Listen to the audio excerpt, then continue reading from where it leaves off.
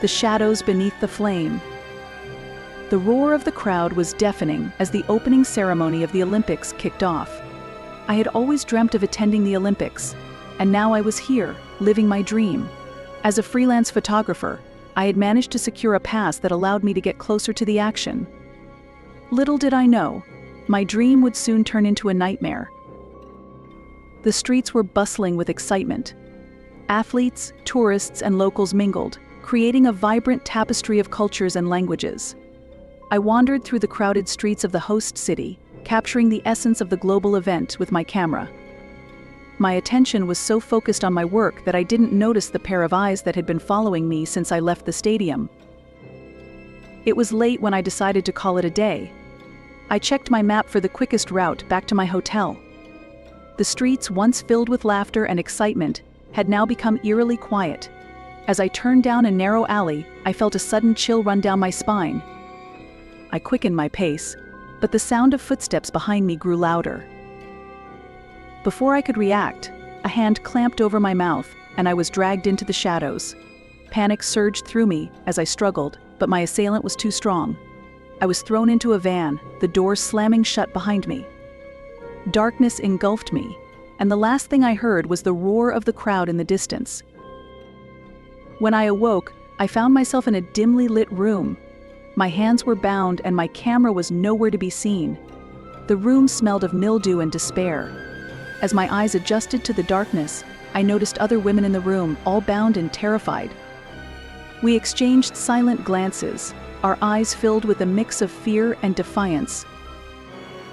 Days turned into nights, and we were moved from one location to another, always under the cover of darkness. We were stripped of our identities, reduced to mere commodities in a twisted game. My mind raced as I tried to piece together an escape plan. I learned from the others that we were being trafficked, destined for a life of servitude far away from our homes. Despite the despair, a flicker of hope remained. I overheard a conversation between two guards. There was a shipment scheduled to leave on the final day of the Olympics, a perfect opportunity for an escape. I shared the information with the other women, and together we devised a plan. On the night of the closing ceremony, the city was alive with celebrations. We managed to overpower one of the guards and seize his keys. We moved swiftly, our hearts pounding, as we navigated through the labyrinthine corridors. The sound of fireworks filled the air, masking our movements. As we emerged into the open, the sight of the Olympic flame burning brightly gave us a surge of determination. We ran towards freedom, the shadows of our captors lurking behind us. The city, once a symbol of unity and hope, had become a battleground for our survival. We found refuge in a local embassy, where we were finally safe. The authorities were alerted, and a crackdown on the trafficking ring ensued. The nightmare was over, but the scars remained. My camera was returned to me, and as I reviewed the photos, I found one that stood out.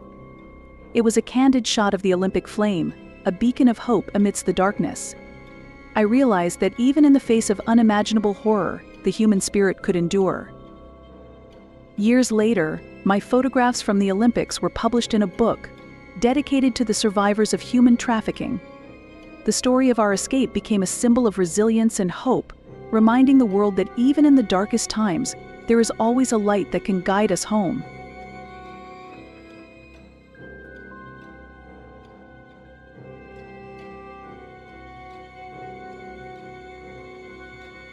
Echoes of the forgotten athletes. The Olympic Village was buzzing with energy, athletes from around the world converging to compete in the ultimate test of their abilities. I was there as a volunteer, assigned to assist with logistics and athlete support.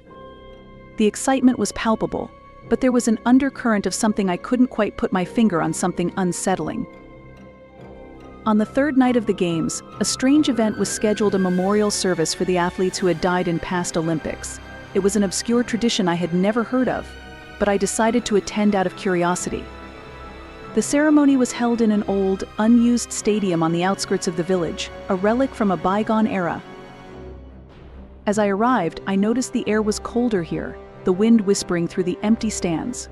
A small group of people had gathered, their faces somber as they lit candles in honor of the deceased. I found a seat towards the back, feeling a shiver run down my spine as the ceremony began. The event was led by an elderly woman with a haunting presence. Her voice echoed through the stadium as she recounted the stories of the fallen athletes, their hopes and dreams cut short by tragedy. As she spoke, I felt a growing unease, as if the air itself was thickening with unseen tension. After the ceremony, I lingered behind, drawn by an inexplicable urge to explore the old stadium. The others had already left, their footsteps fading into the night. I wandered through the crumbling corridors, my flashlight casting eerie shadows on the walls. The deeper I went, the stronger the feeling of being watched became. I stumbled upon an old locker room, the smell of mildew and decay filling the air. As I shone my light around, I saw names scratched into the lockers, dates ranging from decades past to the present.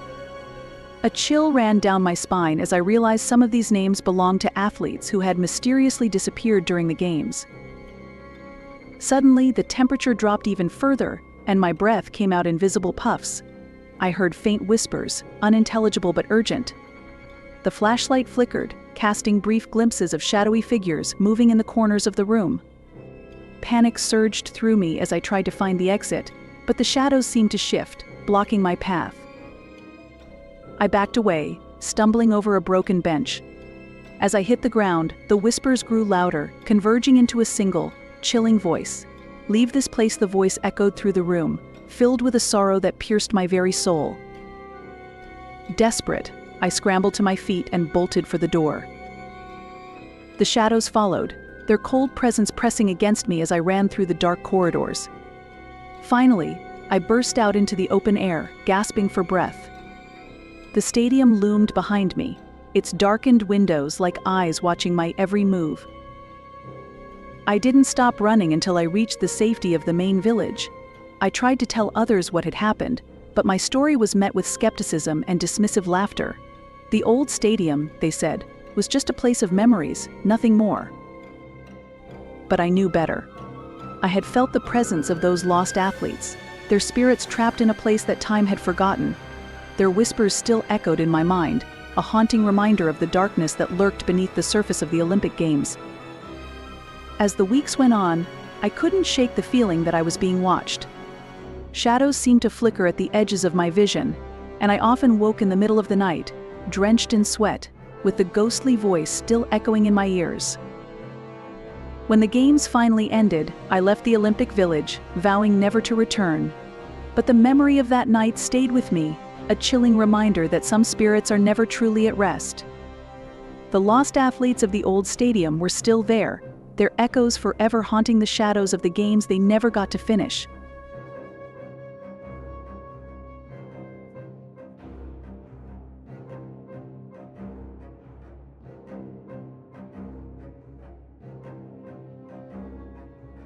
The Vanishing Games. The Olympic Games were in full swing, and the host city was alive with excitement. People from all over the world had gathered to celebrate the athletic prowess and unity of nations. Amid the chaos and festivities, there was an unsettling presence that no one could see, a predator hiding in plain sight. I was a journalist assigned to cover the human interest stories surrounding the Olympics. My focus was on the families who had traveled far and wide to support their loved ones. It was a heartwarming assignment, or so I thought. One sunny afternoon, I found myself in a bustling park near the Olympic Village. The park was filled with laughter as children played, their parents chatting nearby. I was interviewing a family from Brazil when I noticed a little boy, probably around 6 years old, wandering away from the playground. His parents were distracted, engrossed in conversation. Suddenly, a tall man with a baseball cap and sunglasses approached the boy. He seemed friendly enough, but something about him felt off. He crouched down to the boy's level, speaking softly and pointing towards the ice cream truck parked nearby. The boy hesitated for a moment before taking the man's hand.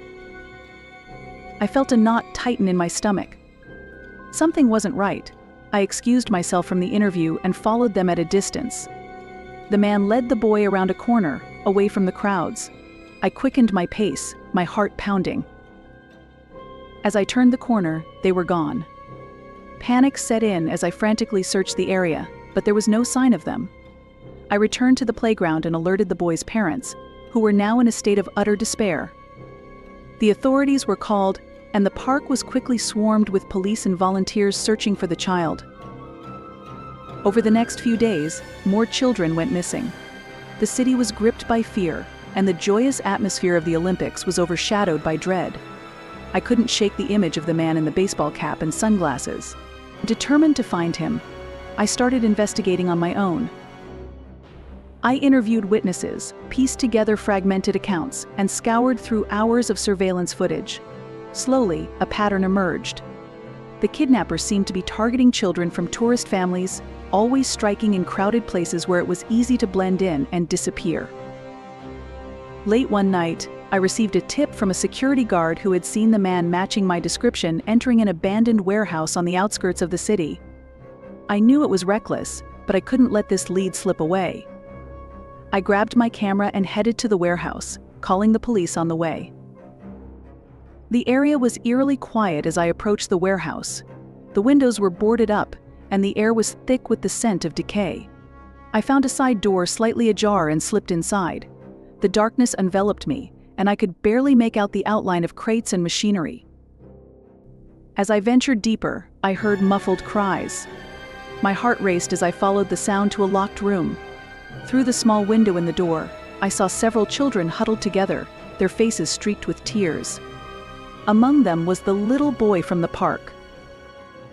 I tried the door, but it was locked. Just as I was about to search for something to break it open, I heard footsteps behind me. I turned to see the man from the park, his face twisted into a sinister smile. "You've been quite the nuisance," he said, his voice cold and menacing.